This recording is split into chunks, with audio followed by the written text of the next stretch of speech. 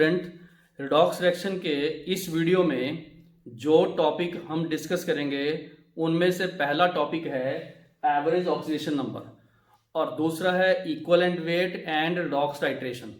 बहुत important video है। जो टॉपिक हम डिस्कस करने जा रहे हैं वो एक्चुअल में रिडॉक्स रिएक्शन की एप्लीकेशन है और जितने भी न्यूमेरिकल्स ऑक्सीडेशन नंबर चेंज के बेस पर सॉल्व होते हैं वो सारे हमने आज इस वीडियो में डिस्कस कर लेने हैं।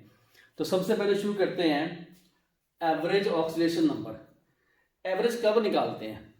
जब किसी भी कंपाउंड में एक एलिमेंट की दो ऑक्सीजन स्टेट हो। मैं आपको समझाऊंगा।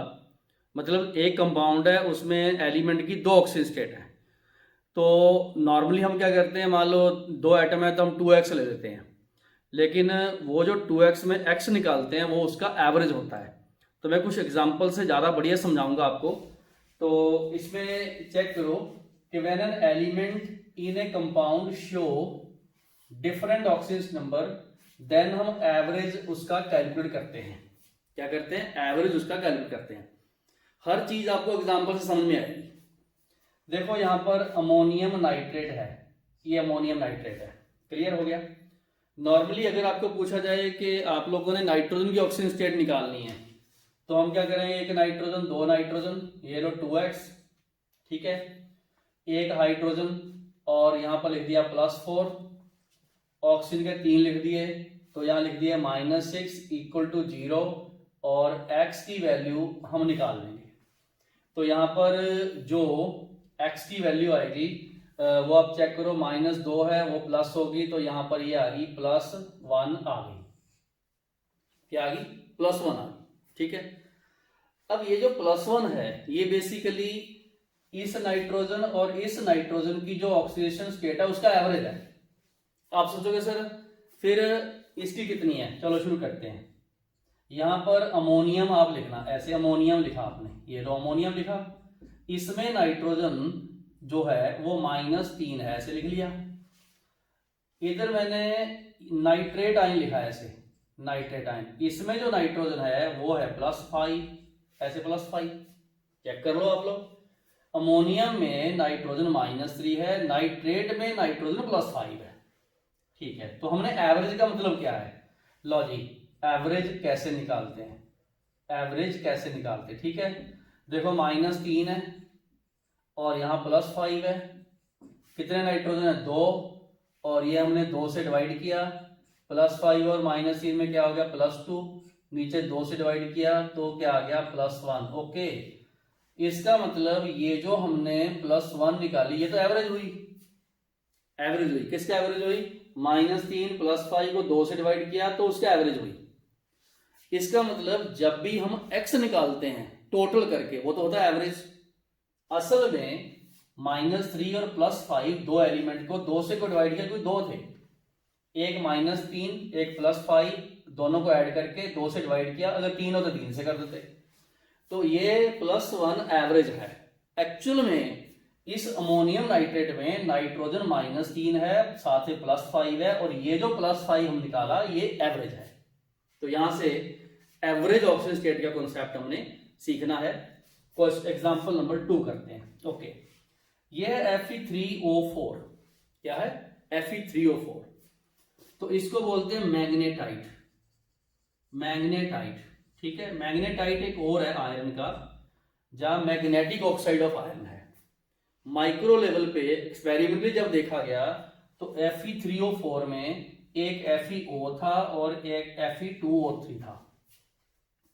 अब इसमें देखोगे, अदरवाइज अगर आप डायरेक्ट निकालोगे तो उसमें क्या आएगा? देखो यहां पर आएगा 3x और ऑक्सीजन कितने हुए? -8 इक्वल टू क्या आएगा? 0।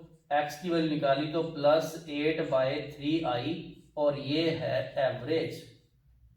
क्या एवरेज है ये? अच्छा, x एवरेज होता है, लेकिन ये एक्चुअल में आया कैसे? आप चेक कीजिए। इसमें Fe+2 है, ये Fe3 है, O2 है, यहां पर Fe+3 है, Fe+3 है। तो एवरेज कैसे आया? लो जी, +2, ये तो Fe1 है, यहां पर Fe2 है, देखो 2 Fe, इसका मतलब Fe2 है, तो हम क्या करेंगे 2 इंटू प्लस 3 लिख के डिवाइडेड बाय 3 करेंगे। हम 3 को करेंगे क्योंकि Fe का एक एटम और Fe का ये 2 ये और एक ये 3। ठीक है, इसको सॉल्व कर दो। +2 +6 ये क्या आ गया +8, 3 से डिवाइड किया। ओके, इसका मतलब ऐसे एवरेज निकलता है। अब ध्यान से सुन लो, जो हम x निकालते हैं वो एवरेज होता है। किसका एवरेज होता है? अगर एक एलिमेंट दो डिफरेंट ऑक्सीजन स्टेट में 3 में एग्जिस्ट करे तो हमने क्या करना, सबकी ऑक्सीजन स्टेट को सारा टोटल करके उतने एलिमेंट से नीचे डिवाइड कर देना जितने वो टोटल है। जैसे यहाँ पर हमने 2 से डिवाइड किया क्योंकि नाइट्रोजन 2 ही थे, यहाँ पर 3 से डिवाइड कर दिया क्योंकि एक ये है 2 ये टोटल 3 है, और इसकी ऑक्सीजन स्टेट +3 है तो हमने उसको टोटल करना है।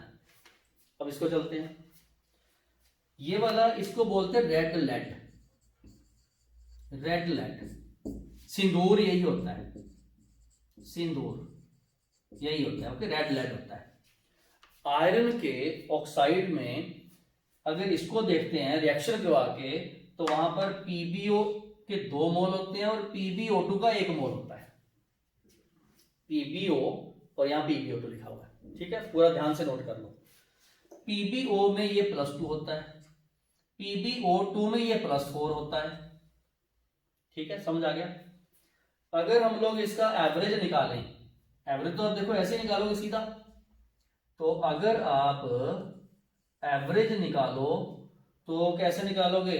वही 3x - 8 = 0, x +8, 8/3 ऐसे आया। लेकिन यहां से कैसे आया आप चेक कीजिए। लेड +2 है, +2 के 2 हैं, चलो जी 2 गुना में +2 प्लस ये Pb +4 है, यहां लिख दिया 4। एटम कितने हैं? Pb के आगे 2 लगा हुआ है और यहाँ 1 3 है। चेक कर लो, फिर बन गया ये +8/3। तो ये जो +8/3 आया वो एवरेज है। क्या है? एवरेज है। ये कुछ लिमिटेड से एग्जांपल है। आप लोगों ने देखो, जो भी एग्जांपल हम अभी करने जा रहे हैं वो सब के सब एग्जांपल आप लोग एनसीईआरटी में, ये जो ग्रीन बॉक्स लिखा हुआ है यहाँ पर फ्रैक्शनल ऑक्सीडेशन नंबर भी बोलते हैं इसको और एवरेज भी बोलते हैं। ये सारे एग्जांपल मैंने यहाँ से उठाए हुए हैं, तो इसको पक्का इसकी डिटेल थ्योरी जरूर पढ़ लेना। जब चेक कर लो एनसीईआरटी में ग्रीन कलर का ये बॉक्स है, उसमें जितने भी एग्जाम्पल है ये मैं अभी डिस्कस करवा रहा हूँ। ठीक है, ये एवरेज हमने 3 की निकाली। इधर आ जाओ, इसको बोलते हैं कार्बन सब ऑक्साइड। क्या बोलते हैं? कार्बन सब ऑक्साइड। ठीक है, स्ट्रक्चर इसकी ऐसी है, बिल्कुल सही। जब मैंने इसकी ऑक्सीजन स्टेट निकाली तो आया 3x, कार्बन की निकालनी है, -4 = 0, x की वैल्यू +4/3 आ गई। ये लो +4/3 आ गई। ठीक हो गया, बिल्कुल सही। कोवलेंट कंपाउंड में एक रूल है, सुनो ध्यान से। ये ऑक्सीजन कार्बन से जुड़ा हुआ है, इसके ऊपर -2 है तो जो साथ वाला जुड़ा हुआ +2 है। इधर ऑक्सीजन अगर -2 है तो उसके साथ वाला +2 है। ठीक है, ये ध्यान रखना। अब बच्चे बोलते हैं सर इस कार्बन का ऑक्सीडेशन नंबर क्या हुआ? पूरा ध्यान समझना राजे, जब कार्बन कार्बन से जुड़ा हो तो उसपे तो चार्ज ही नहीं आता कोई। जब ऑक्सीजन ऑक्सीजन से जुड़ा हो कोई चार्ज नहीं आता, क्योंकि सेम एटम पे चार्ज कहां से आएगा? चार्ज तो आएगा इलेक्ट्रॉनिक डिफरेंस से। इसका मतलब ये कार्बन कार्बन जुड़ा हुआ है, ये भी कार्बन कार्बन जुड़ा हुआ है और इन दोनों की ऑक्सीजन स्टेट सेम है, इसकी 0 लेते हैं। क्यों? क्योंकि ये कार्बन सेम से जुड़ा हुआ है। यहां लिख लो because bonded to same element. Same element से जुड़ा हो उसके ऊपर चार्ज 0 लेना होता है, क्योंकि इलेक्ट्रोनेगेटिविटी डिफरेंस सेम है। बात समझ में आ गई? ठीक है, ओके। फिर ये हमने 3x क्यों लिया? 3 तो सारे ले लिया, 1 2 3 +4/3 कैसे आया? ओके, शुरू करें। लो जी, एवरेज कैसे आता है? लो जी, ये कार्बन 1, ये कार्बन 2, ये कार्बन 3, यहां +2, इस पे 0, उस पे +2, डिवाइडेड बाय 1 2 3, आंसर क्या आ गया? +4/3। तो आज मैं आपको एवरेज ऑक्सीडेशन नंबर, या एक चीज और लिख दूं, फ्रैक्शनल, कई बार आएगी, फ्रैक्शनल ऑक्सीडेशन नंबर का कॉन्सेप्ट इस सेक्शन में करवा रहा हूं, और उसके एग्जांपल जो रूटीन में एग्जामिनेशन में पूछे जाते हैं वो करते जाने हैं। ठीक हो गया बिल्कुल। लो जी, C3O2 में एवरेज तो +4/3 है, लेकिन इंडिविजुअली +2 0 +2 है, और +2 वो जो ऑक्सीजन के साथ जुड़ा हो, वो ऑक्सीजन जुड़ा हो, जो सेम एलिमेंट जुड़ा हो उसको 0 लेते हैं। यहां भी देखेंगे हम, ये देखो Br या इसको 0 लेंगे, या जो भी ये सल्फर जुड़ा हुआ है, ऐसे करेंगे हम लोग। चलें आगे, ठीक है। CaOCl2, ठीक है। यहां पर क्या होता है, जब इस कंपाउंड को, ये आयनी कंपाउंड है, क्या है, आयनी कंपाउंड है, इसको जब अपने पानी में डिसोल्व किया तो एक तो इसका कैल्शियम आयन निकला, एक इसमें से Cl- निकला, एक इसमें से OCl- निकला, मतलब ये 3 आयन उसमें से मिले। इसको रिएक्शन करवा के प्रेसिड बना के एक्सपेरिमेंटली देखा जा चुका है। ठीक है, पूछा गया फिर इन, इसका मतलब हम रूटीन में निकाले तो क्या करते हैं, इसको +2, इसको -2, इसमें 0 ले आते हैं, और वो 0 क्लोरीन का 0 जो एवरेज है। ठीक है ना, अगर आप इसमें क्लोरीन का निकालो एवरेज तो वो 0 आता है। क्यों 0 आता है, क्योंकि इस क्लोरीन पे -1 है, इस क्लोरीन पे +1 है, चेक कर लेना, +1 है, ये +1 और ये -1। तो CaOCl2 ब्लीचिंग पाउडर है, कैल्शियम ऑक्सीक्लोराइड बोलते हैं उसको। उसमें क्लोरीन -1 भी है, उसमें क्लोरीन +1 भी है, क्योंकि OCl- में अगर Cl निकालोगे +1 है, ऑक्सीजन इसमें -2 है, क्लोरीन +1 होगा, तभी OCl- आएगा। फिर एवरेज कैसे निकला, -1, ये वाला +1 डिवाइड किया 2 से, 0/2 = ये रहा 0। तो जो क्लोरीन का 0 हम लेते हैं, ओवरऑल X लेते हैं, वो है इनका एवरेज। यहां आ जाओ, इसको बोलते हैं try bromo octa oxide, 3 bromo oxygen के 8, इसकी एवरेज भी निकाल लेंगे। तो ये एवरेज कैसे निकालोगे, एवरेज तो डायरेक्ट इस, देखो 3x - 16 = 0, x की वैल्यू +16/3 आ गई, ये लो हमने लिख दी, ये एवरेज है। लो जी, क्या है, एवरेज है ये, एवरेज तो हमने निकाल ली। एवरेज में कौन सा दिमाग लगाना, 3x, x निकाल लो एवरेज। लेकिन अगर इसकी स्ट्रक्चर देखी जाए, क्या देखी जाए, स्ट्रक्चर देखी जाए, तो उसमें क्या है, ऑक्सीजन -2 है, ये -2 है, ये भी -2 है, यहां आ गया +6, ये वाला -2 है, ये वाला -2 है, और ये इधर से तो Br है, ये आ गया +4, ये वाला -2 है, ये वाला -2 है, ये वाला -2 है, यहां आ गया +6। ठीक है, क्योंकि Br से जुड़ा हुआ है, वो तो इसके कारण चार्ज नहीं है ना, ऑक्सीजन के कारण चार्ज है, -2 तभी +6, -2 तभी +4, क्योंकि ये इससे जुड़ा Br, इससे जुड़ा Br, सेम से जुड़ा हो तो चार्ज नहीं आना। ठीक है, लो जी, अब हमने इस सारे को Br का एवरेज कैसे निकालें, कैसे, +6 हमारे पास एक है, +4 हमारे पास ये है, +6 एक और है, तीनों से डिवाइड किया, बन गया ना +16/3, एवरेज है ये वाला, फ्रैक्शनल एवरेज है। ट्राई ब्रोमो ऑक्टा ऑक्साइड में ध्यान रखना, एवरेज है +16/3, लेकिन एक्चुअल में एक +6 है, एक +4 है, एक +6 है, मतलब 2 तो +6 है और एक +4 है। बहुत इंपॉर्टेंट टॉपिक हम करने जा रहे हैं, एवरेज वाला। ठीक है, अब आ गया ये, इसको बोलते हैं टेट्रा थायोनेट आयन, ये बोलते हैं।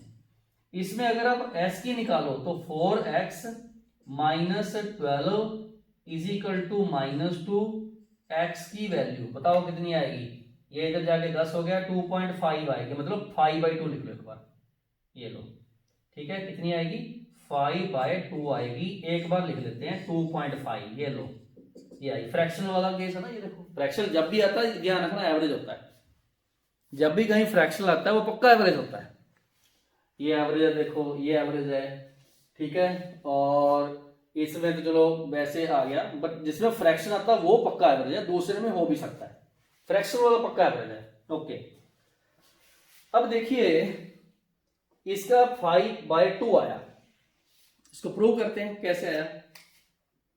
ये -2 है, ये वाला -2 है, ये तो है ही -1, -2 -2 -1, इसका मतलब ये तो हो गया +5, -2 -2 -1, ये हो गया +5। समझ आ गया सबको? सल्फर जुड़ा हुआ सल्फर से, इधर भी सल्फर से, ये आ गया 0, ये सल्फर से, ये भी सल्फर से, ये आ गया 0। बोलो, इसमें सल्फर 4 है, ये +5, ये 0, ये 0, ये +5। बोलो बात समझ में आई? एवरेज कैसे निकालोगे? वेरी सिंपल, एवरेज निकालोगे +5, बोलो समझ आ गया, फिर आ गया +0, फिर आ गया 0, फिर आ गया +5, डिवाइड कितने से करोगे? डिवाइड तो 1 2 3 4 से करोगे ना, तो अल्टीमेटली ये +10/4 आया, इक्वल टू +5/2 आया, तो +5/2 एवरेज हो गया ना, फ्रैक्शन आ गया 2.5, तो ये एवरेज आ गया। तो मतलब आज हमने अभी 7 एग्जाम्पल किए हैं। फ्यूचर की बात बताता हूं, कुछ नए एग्जाम्पल भी आएंगे, अननोन आएंगे, उसमें यह ध्यान रखना अगर किसी में भी ऑक्सीडेशन नंबर ऐसे फ्रैक्शन में आती है, ऐसे फ्रैक्शन में आती है, यहां फ्रैक्शन में आती है, ये देखो फ्रैक्शन में आई, ये देखो फ्रैक्शन में आई, पक्का ग्रंटेड वो एवरेज होगी। तो हमने इस सेक्शन में एक चीज सीखी कि अगर अपने इंडिविजुअल एलिमेंट की ऑक्सीजन स्टेट पता हो, उसकी मोल गिन लो के मल्टीप्लाई करके नीचे टोटल हमने डिवाइड करना, तो एवरेज आती है, और जो हम एक्स निकालते हैं वो होता ही एवरेज है। ओके, क्लियर हो गया बिल्कुल? तो इस सेक्शन को बहुत ध्यान से करो। एग्जाम्पल मैंने 1 2 3 ये करवाए हैं, और ये देखो टोटल 7 एग्जाम्पल करवाए हैं, बहुत इंटरेस्टिंग एग्जाम्पल करवाए हैं। एवरेज भी साथ में सिखाया, इंडिविजुअल भी साथ में सिखाया, एक्सपेरिमेंटल भी साथ में सिखाया। तो वीडियो एक बार रोको आराम से, वीडियो रोक के ये पूरे के पूरे एग्जाम्पल एनसीईआरटी से पढ़ो, एनसीईआरटी के बैक एक्सरसाइज में कुछ आपको नए एग्जाम्पल मिलेंगे, और ये भी सारे उतारो। और बहुत बार पेपर में, बहुत बार कंपटीशन एग्जाम में ये पूछे जाते हैं, क्योंकि थोड़ा सा ट्रिकी बात है। तो वीडियो रोको, इसको उतारो। अब हम आज के इस सेक्शन में, इस वीडियो में कुछ नई बातें और करेंगे, और वो है जैसे इक्विवेलेंट वेट कैसे निकालना, ऑक्सीडेशन नंबर चेंज कैसे निकालना, जा नॉर्मेलिटी और लॉग टाइट्रेशन के कुछ क्वेश्चन करते हैं इसके अगले सेक्शन में। चलो शुरू करते हैं इक्विवेलेंट वेट। तो अब हम शुरू करते हैं equivalent weight on the basis of change in oxidation number कैसे निकालना। इसका एक छोटा सा फार्मूला है। फॉर्मूला ये है कि जब भी हमने इक्विवेलेंट वेट निकालना है, ये लो इक्विवेलेंट वेट किसी भी स्पीशीज का, कोई एटम है, कोई मॉलिक्यूल है, कोई आयन है, कोई कंपाउंड है, तो सबसे पहले उसका मोलर मास हमें पता होना चाहिए। उस मोलर मास को डिवाइड करना एन फैक्टर से, और एन फैक्टर क्या है? चेंज इन ऑक्सीडेशन नंबर पर मोल। ये बहुत इंपॉर्टेंट है, पर मोल। टोटल नहीं देखना, एक मोल के लिए कितना है। शुरू करें।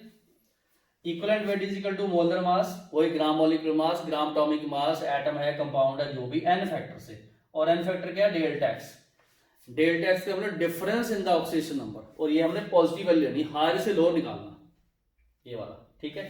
ये हमने क्या करना, हायर जो होगा उसमें से लो को माइनस निकालना एक मोल के लिए। प्रैक्टिस होगी तो क्लियर हो जाएगा। लो सबसे पहले MnO4 माइनस चेंज हुआ Mn+2 में, तो सबसे पहले Mn है, ये +7 है, ये वाला +2 है, 7 और 2 में डिफरेंस कितना हो गया? 5 का। इसका एक ही मोल है, आपको दिखता है, इसका एक मोल है, तो यहाँ पर 5 है। इक्विवेलेंट वेट क्या आ गया? M/5। M क्या है? जो भी इसमें ये वाला, ठीक है, चाहे इसका ले लो, जिसका आपने इक्विवेलेंट वेट निकालना, तो बेसिकली मेंशन होता है, जैसे ये स्पेशली लिख लो, MnO4 का पोटेशियम परमैंगनेट बोलते हैं इसको, MnO4 ये वाला, ठीक है। अब आ गया पोटेशियम डाइक्रोमेट, देखो लिखा ना स्पेशली, इसका निकालना हमने। इसका हमने एक मोल लेना है, ले लिया।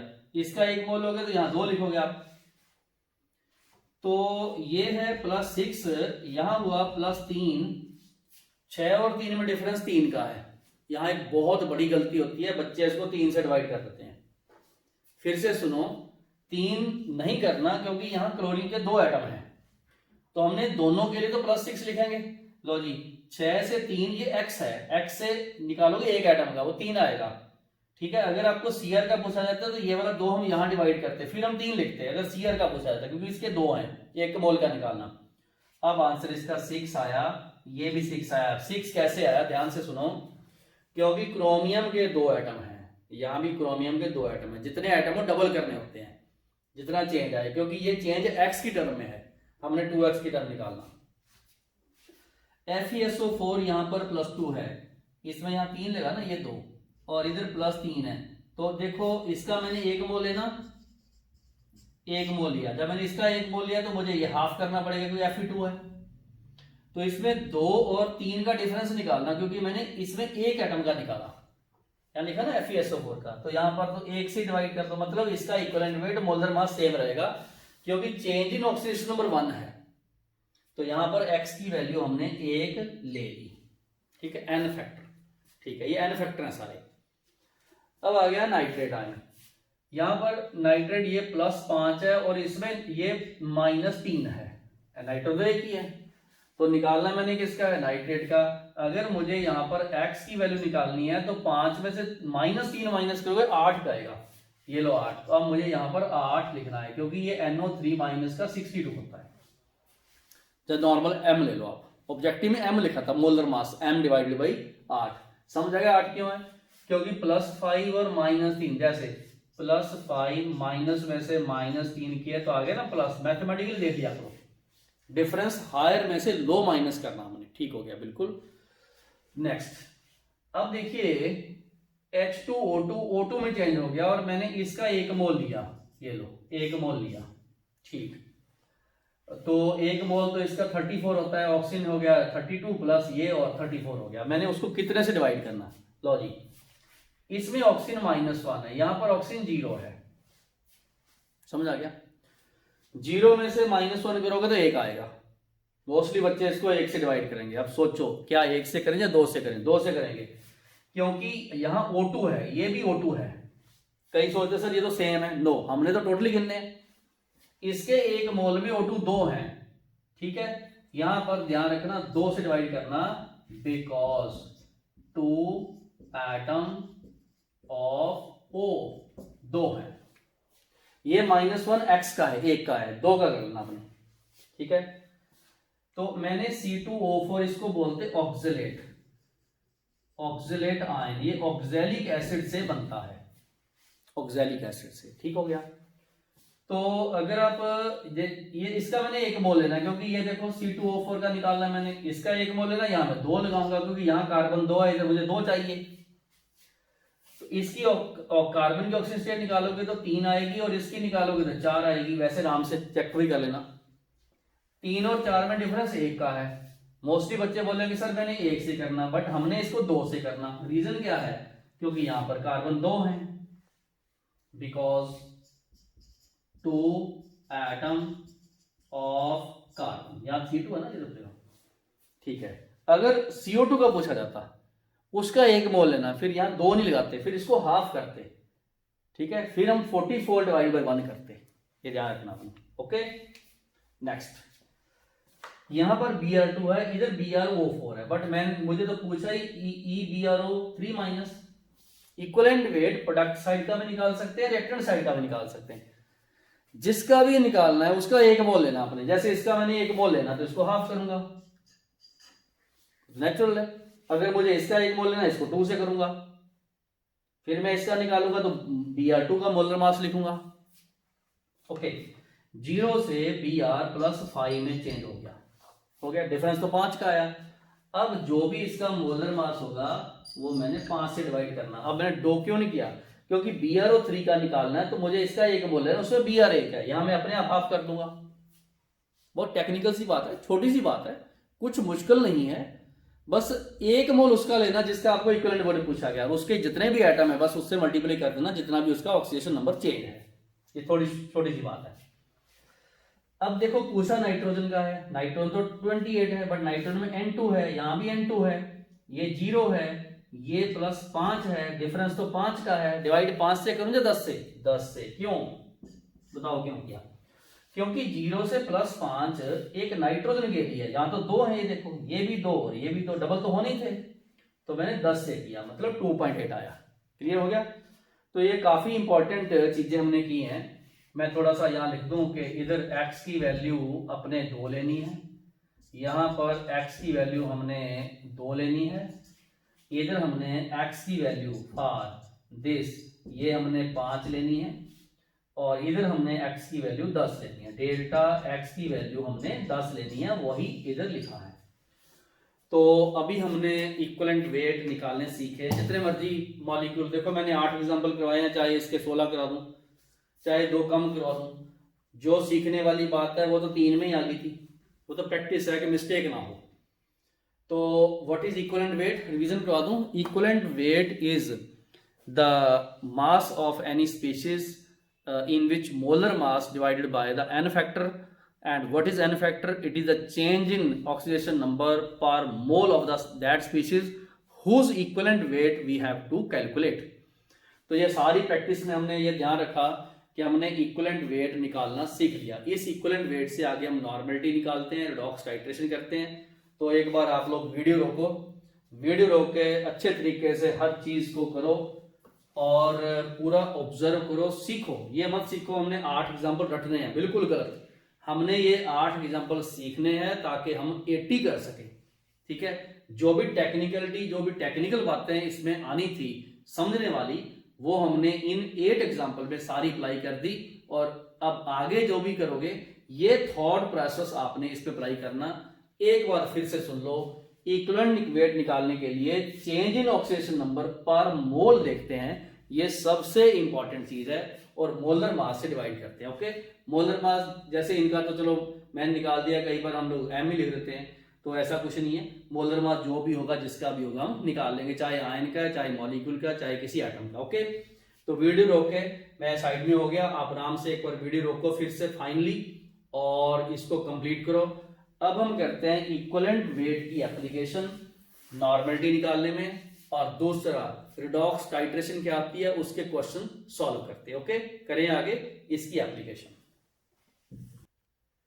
तो अब करते हैं बहुत इंपॉर्टेंट टॉपिक, और वो है रिडॉक्स टाइट्रेशन। जहां भी वर्ड टाइट्रेशन आता है उसका मतलब होता है हमने 2 सॉल्यूशन को मिक्स करना है और उनके वॉल्यूम को नापना है और कंसंट्रेशन से रिलेट करना है। जैसे पहले आपने अभी तक जो टाइट्रेशन सुनी हुई है वो होती एसिड बेस टाइट्रेशन। तो जब भी हम टाइट्रेशन करते हैं तो ब्यूरेट और कॉनिकल फ्लास्क में 2 डिफरेंट सॉल्यूशन लेते हैं, उनके वॉल्यूम और कंसंट्रेशन के अकॉर्डिंगली मिक्स करते हैं। लेकिन रिडॉक्स टाइट्रेशन में खास बात है, जो हम 2 सॉल्यूशन ए और बी लेते हैं उसमें एक होता है रिड्यूसिंग एजेंट, एक होता है ऑक्सीडाइजिंग एजेंट। क्या बात सुनी? एक होता है रिड्यूसिंग एजेंट, एक होता है ऑक्सीडाइजिंग एजेंट। तो रिडॉक्स टाइट्रेशन की सबसे खास बात ये रही कि it is the mixing of reducing and oxidising agent, so that number of equivalent of reducing agent become equal to oxidizing agent, reducing agent, oxidizing agent। उसमें कंसंट्रेशन किसी भी अननोन की हम लोग कैलकुलेट कर लेंगे अगर उनका वॉल्यूम दिया हो, वही N1 V1 N2 V2। But आज हम क्या करेंगे, उसमें हम NO VO NR VR लगाएंगे, ये ऑक्सीडाइजिंग, ये रिड्यूसिंग। तो number of equivalents of oxidising agent is equal to reducing agent. अब इसको हम इक्विवेलेंट की बजाय मिली इक्विवेलेंट भी लिख सकते हैं, क्योंकि जो 1000 है वो कट जाएगा, और जो नंबर ऑफ मिली इक्विवेलेंट है वो क्या होता है, normality into volume, normal to volume. और ये क्या है, ये है ऑक्सीडाइजिंग एजेंट, और ये क्या है, रिड्यूसिंग एजेंट। हमें पता है normality equal to molarity into n factor. N factor क्या आता है, चेंज इन ऑक्सीडेशन नंबर, जो अभी पीछे निकाला पर मोल के लिए। तो ये फाइनल इक्वेशन बनी molarity of oxygen agent, volume और एन फैक्टर, और ये मोलैरिटी, वॉल्यूम, और ये गलत हो गया, आर ठीक कर लो, और ये है ऑक्सीडाइजिंग एजेंट के लिए, और ये है रिड्यूसिंग एजेंट के लिए। Very very important equation. चलो इसको हम न्यूमेरिकल में यूज करेंगे, कुछ न्यूमेरिकल भी करवाएंगे आपको इसके नेक्स्ट सेक्शन में, उसमें यूज करेंगे। लेकिन अब हम कुछ एग्जांपल करते हैं कि कौन कौन से सब्सटेंस ऑक्सीडाइजिंग एजेंट या रिड्यूसिंग एजेंट होते हैं। करें शुरू। सबसे पहले कि MnO4 है, जब भी KMnO4 का नाम आता है वो आता है ऑक्सीडाइजिंग एजेंट पे, लेकिन उसका n फैक्टर मीडियम पे डिपेंड करता है। और इसका एक बहुत इंपॉर्टेंट फंडा है बैन 153। क्या है? बैन 153। हर पूछता है ये बी के किसके लिए है? ये है पेसी के लिए, एसिडी के लिए और न्यूट्रल के लिए। मतलब बेसिक में हमने n फैक्टर 1 लेना है और एसिडिक में n फैक्टर हमने 5 लेना है और इसके लिए n फैक्टर 3 लेना है। अब मतलब समझो इसका क्या है, क्योंकि MnO4 प्लस 7 में है, समझ आ गया?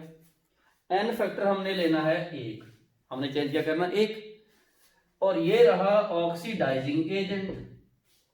ऑक्सीजन एजेंट वो है जो रिड्यूस होता हो, तो इसमें जो इसका प्रोडक्ट बनेगा यहां पर जो यहां लिखेंगे वो ऐसा होगा जिसमें Mn का ऑक्सीडेशन नंबर +6 होना चाहिए। ये लो, यहां पर Mn +6 होना चाहिए, यहां पर Mn +2 होना चाहिए और यहां पर Mn +4 होना चाहिए। बट ये होता किस में है? फिर से नोट कीजिए, ये होता है MnO4 -2 में और ये इसी में रहता है, जैसे कोई MnSO4 बन गया या जो भी, और ये MnO2 में रहता है, तो इसको बोलते हैं मैंगनेट। ये होता है पर मैंगनेट।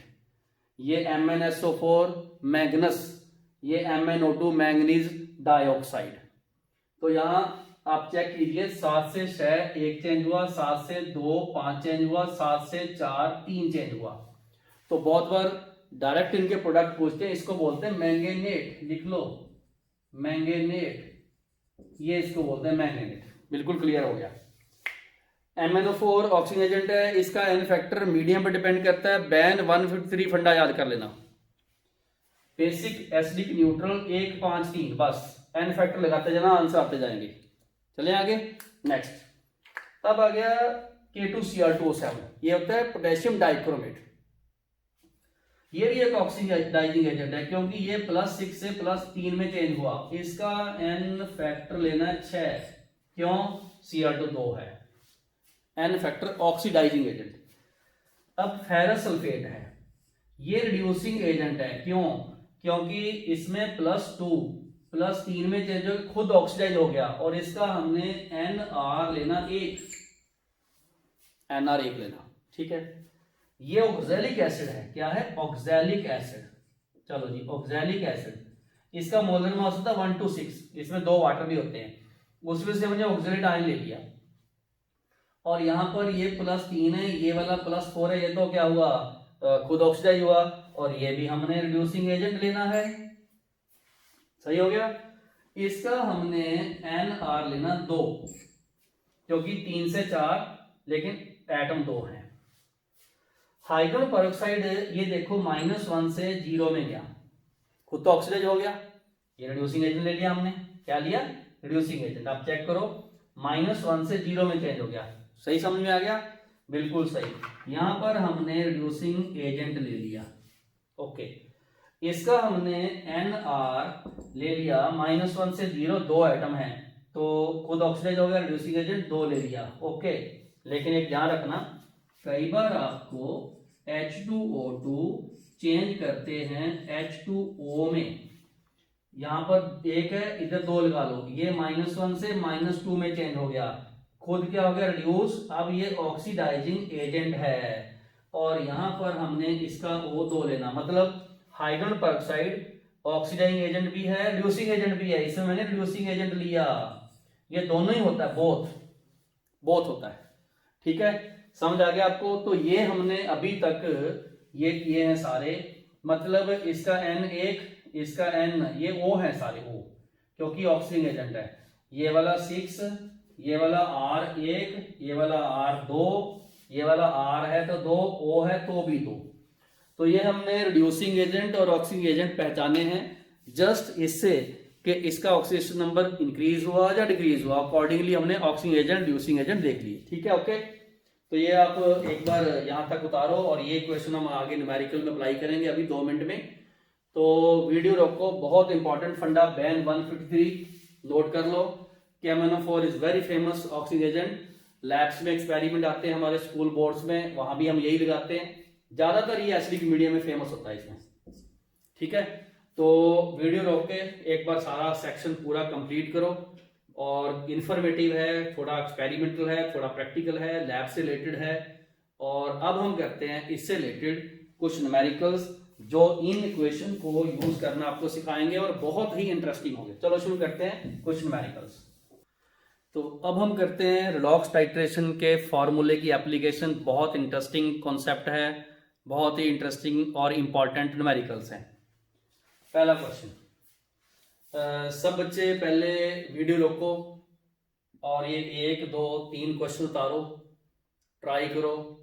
ये ऑब्जेक्टिव क्वेश्चन है लेकिन हमने करना सब्जेक्टिव की तरफ से है, इसको डिटेल में। तो वीडियो रोक के पहले क्वेश्चन की ट्राई करो, फिर मैं करवाता हूं। तो चलो शुरू करते हैं। Find the equivalent weight of Cl2।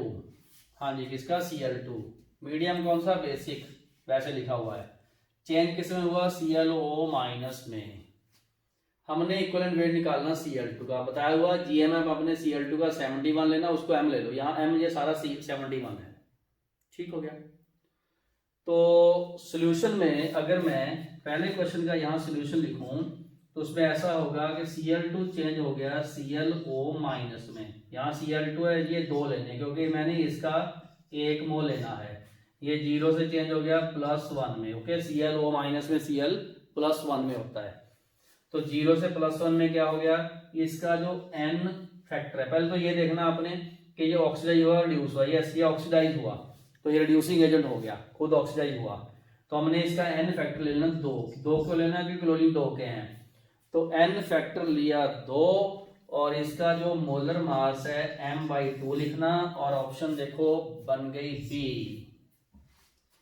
B. अगर आपने गलती से 0 से 1 ले लिया N फैक्टर 1 तो आंसर आ जाएगा 1 M/1 = M। यहां मिस्टेक होने के चांस है, N फैक्टर हमने 2 लेना है। ओके, बिल्कुल done. Equivalent weight of H3PO4 निकालो। वो बना है formed from PH3 after oxidation in the basic medium. ठीक है, करो ट्राई। तो ये जो क्वेश्चन नंबर 2 है, इसमें हमने PH3 को चेंज किया H3PO4 में। यहां पर P-3 है और इधर जो P है वो P जो है वो हमने लिया +5। P है -3 और P ले लिया हमने +5। बिल्कुल सही। ठीक है, फास्फोरस 1, यहाँ 1। ओके, N फैक्टर आ गया 8 क्योंकि -3 से +5 चेंज हो गया। बिल्कुल सही, वेरी सिंपल। तो इसका 1 मोल है तो यहाँ पर आ गया M8 आ गया। बिल्कुल सही, M8 आ गया। ओके, ये रहा इसका आंसर D। ठीक है, बिल्कुल क्लियर। चलो जी, अब हम करते हैं क्वेश्चन नंबर 3। उतार लो, क्वेश्चन नंबर 3 करते हैं। क्वेश्चन नंबर 3 पहले पढ़ो, बहुत टेक्निकल सा क्वेश्चन है। तो इसमें हम क्या करते हैं, पहले आप फर्स्ट क्वेश्चन चेक करो, दूसरा क्वेश्चन चेक करो। इसके सॉल्यूशन मैंने साथ साथ लिख दिए हैं। अब करते हैं हम क्वेश्चन नंबर 3। चलो जी, क्वेश्चन नंबर 3 से पहले मैं ये सॉल्यूशन इसको रब करूंगा। चलो जी, क्वेश्चन नंबर 3 सॉल्व करते हैं। शुरू करें क्वेश्चन नंबर 3। चलो, इस क्वेश्चन नंबर 3 में क्या है, पूछा कितने मिलीलीटर KMnO4 के होंगे जो ऑक्सीडाइज करेगा किसको? 100 ml को। 0.4 m ऑक्सैलिक एसिड है और एसिडिक मीडियम है। वेरी सिंपल, इंटरेस्टिंग क्वेश्चन है। शुरू करें। लो जी, तो इसमें इक्वेशन लगनी है MOVONO = MrVrNr। ये रखिए, थोड़ा साइड में काम कर लें। KMnO4 है, एसिडिक मीडियम है, N फैक्टर KMnO4 यहां आना, ये KMnO4 लिख लो, KMnO4 लिख लो और ये लिख लो ऑक्सैलिक एसिड। चलो जी, ऑक्सैलिक एसिड लिख लो। KMnO4 का N फैक्टर 5 होता है। KMnO4 का N फैक्टर क्या होता है? 5 होता है, क्योंकि वही हमने लगाया बेन 153 वाला। एसिडिक मीडियम में KMnO4 का फैक्टर 5 होता है। बिल्कुल सही। ओके, मोलैरिटी इसकी 0.2 दी हो। चलो जी शुरू करते हैं। 0.2 इंटू निकालना है वॉल्यूम और एन फैक्टर इसका 5 है, सही बिल्कुल। और molarity reducing agent, yes, oxalic acid is reducing agent. लो जी, oxalic acid C2O4-2, oxalic acid H2 लिख दो, ये मत लगाओ। इसका एन फैक्टर 2 होता है, चेक करना है, एन फैक्टर इसका 2 होता है, क्योंकि ये ऑक्सैलेट आयन चेंज होता है CO2 में। पीछे इससे पिछले सेक्शन में आप चेक कर लेना। मोलैरिटी इसकी है ये लो 0.4 और वॉल्यूम इसका है 100 दिया हुआ, गुना में मल्टीप्लाई किया हमने, इसका एन फैक्टर 2, ये निकालना आपने। शुरू करें, लो ये निकालना आपने। क्या करेंगे, VO is equal to 0.4 into 100 into 2 divided by ये 0.2 और नीचे 5, ये कटा 20 से, ये कटा 2 से, 40 और 2 80 और ये रहा B इसका आंसर। तो मतलब 80 मिलीलीटर के MnO4 के 0.2 मोलैरिटी का ले लें तो वो 100 मिलीलीटर ऑक्सैलिक एसिड के 0.4 को कंप्लीटली ऑक्सीडाइज कर देगा, उसका रिडॉक्स टाइट्रेशन कंप्लीट हो जाएगा। ये सॉल्यूशन आप उतार लो, वेरी इंटरेस्टिंग। मैंने अभी इसका एक ही क्वेश्चन कराया हुआ है, ये ध्यान रखना, इसमें 1 2 3 4 5 6 वेरिएबल हैं। हर क्वेश्चन में 5 वेरिएबल दिए होंगे, कोई एक अननोन होगा, लेकिन वो जो है वो अपने यहां से ढूंढना है इनमें से। तो थोड़ा स्मार्टली काम करना, पिछले फंडे याद करो, थोड़ा ध्यान से रखो और ये चीजें सारी अप्लाई करो। Okay, I hope you really enjoy this video. आप एक बार पूरा सेक्शन ये रोको, इसको नोट करो। और हमने आज के इस वीडियो में एक तो एवरेज ऑक्सीडेशन नंबर किया है, एक इक्विवेलेंट वेट किया है और एक किया है redox titration numerical part. Okay, मिलते हैं नेक्स्ट वीडियो में नए कॉन्सेप्ट के साथ। Thank you for joining photon education.